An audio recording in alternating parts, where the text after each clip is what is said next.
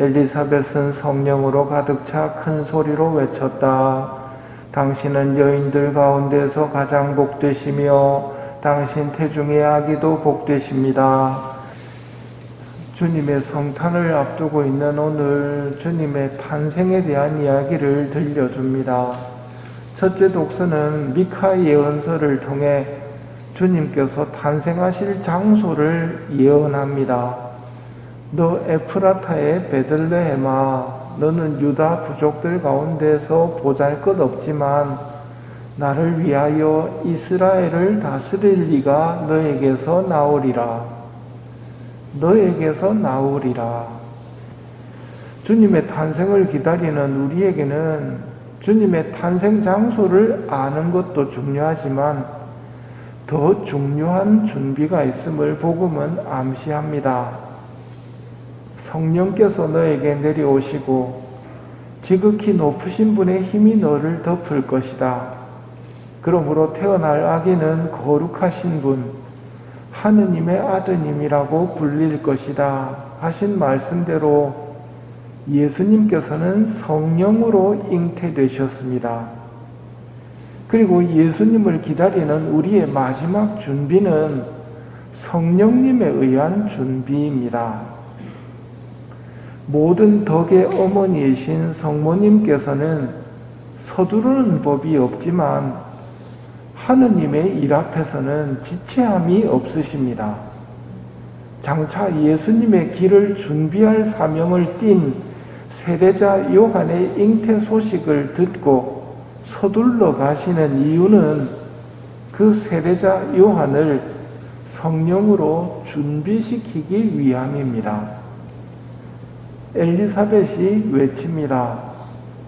보십시오. 당신의 인사말 소리가 제 귀에 들리자 저의 태안에서 아기가 즐거워 뛰놀았습니다.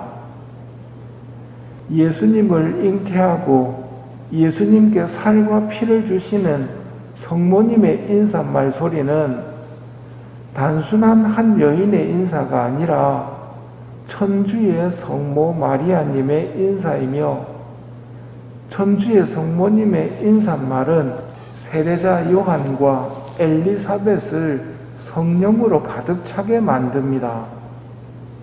이 모두가 성모님의 방문으로 말미암아 성령께서 빚어주시는 결과입니다. 오늘 우리가 눈여겨볼 부분이 이 부분입니다. 주님의 탄생을 기다리는 대림 제4주일 세례자 요한과 엘리사벳이 어떻게 해서 저렇게 변화가 되었을까? 성령님에 의한 변화, 그걸 우리도 오늘 청해야 한다는 말이지요. 세례자 요한의 모습을 잠깐 생각해 보겠습니다.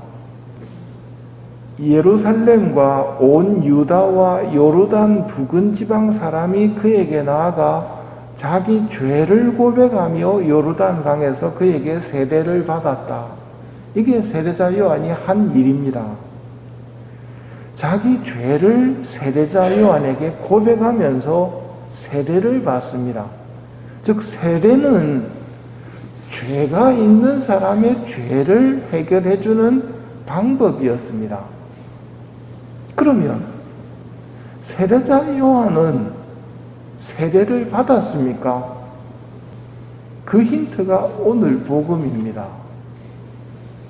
당신의 인사말 소리가 제 귀에 들리자 태안에서 아기가 즐거워 뛰놀았습니다.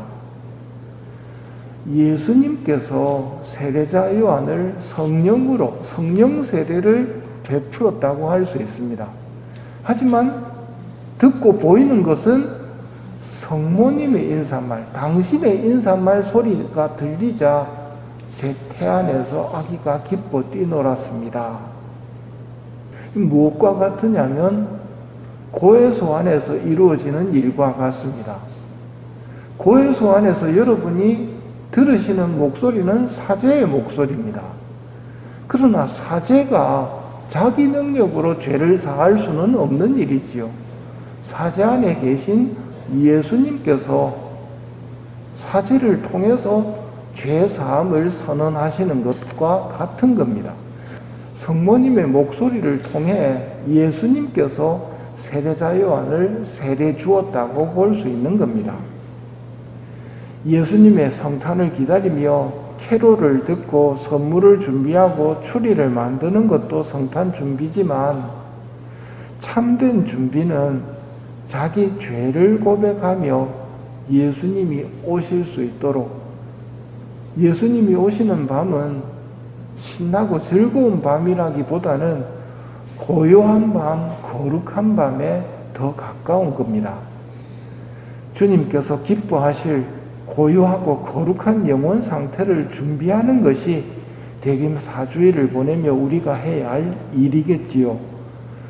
성모님 방문으로 우리도 주님 오심을 제대로 준비할 수 있도록 성모님께 저를 좀 찾아주십시오 하는 부탁을 드리며 이 미사를 계속 봉헌하도록 합시다.